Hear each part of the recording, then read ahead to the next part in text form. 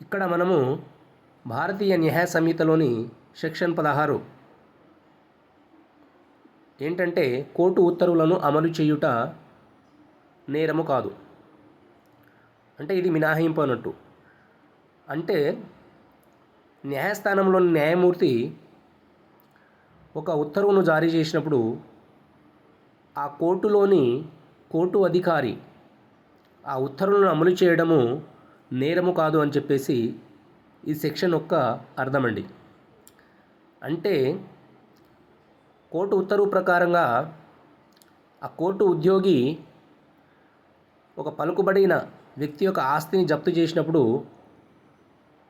జప్తు జరిగినందుకు పరువు పోయిందంటూ ఆ సదరు వ్యక్తి కోర్టు ఉద్యోగిపై దావాలు చేయ వీలు లేదు.